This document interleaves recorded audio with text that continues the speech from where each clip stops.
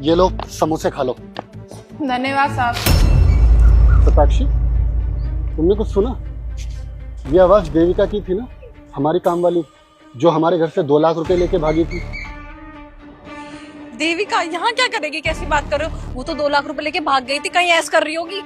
ये सताक्षी, उसने हमारे यहाँ पूरे 2 साल काम किया है और मैं उसकी आवाज बहुत अच्छे से पहचान सकता हूँ। सताक्षी, देखा तुमने? ये वही है। मंदिर के बाहर क्या कर रही है और उसकी हालत कैसे हुई? सैम, हमें क्या करना है इसकी कैसी भी हालत हो। जो लोग ऐसे पैसे लेके भाग जाते हैं ना, उनके साथ ऐसा ही होता है। कर्मों का फल मिला है इसको। चलो आप। सताक्षी, जो भी हो, मुझे इससे पूछना है, मुझे इससे बात करनी है। या फिर इसने मेरा भरोसा क्यों तोड़ा? सैम, क्यों टाइम वेस्ट करना है इसके पीछे?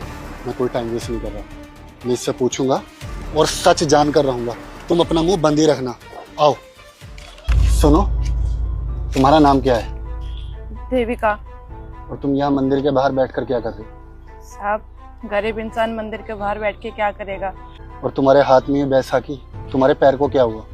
साहब, वो हमारा एक्सीडेंट हो गया था।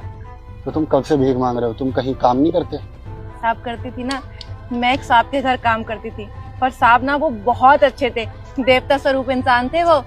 और एक दिन ना उन्होंने मुझे विदेश से ये कहा कि अपनी मालकिन को ना 2 लाख रुपए दे देना।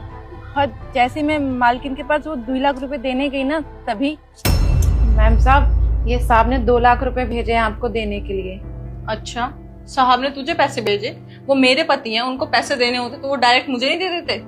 मैम साहब, ये तो नहीं पता। तू सच सच बता, तूने चोरी की है ना? और तुझे अब एहसास हो रहा है तो तू मुझे वापस ला के दे रही है? मैम साहब, आप कैसी बात कर रहे हो? मैं इतने सालों से इस घर में काम कर रही हूँ, मैं चोरी करूंगी? आप मेरी बात का यकीन करो, मैंने पैसे नहीं चुराए, साहब ने ही भेजे हैं। तुझे मैं पागल दिखती हूँ? मेरे मुंह पे क्या लिखा है? पागल हूँ मैं? मुझे इतनी सी बात समझ में नहीं आ रही। अगर मेरे पति को पैसे देने होते तो वो मुझे डायरेक्ट दे देते, तुझे क्यों देते? मुझे पागल समझा है? निकल मेरे घर से। तुझ जैसे चोर इंसान को ना मैं अपने घर में नहीं रख सकती। निकल। मैम साहब, मैं कहाँ जाऊंगी? मुझे कुछ नहीं सुनना। निकल निकल। और मेरे समझाने के बावजूद भी ना उन्होंने मेरी बात नहीं मानी।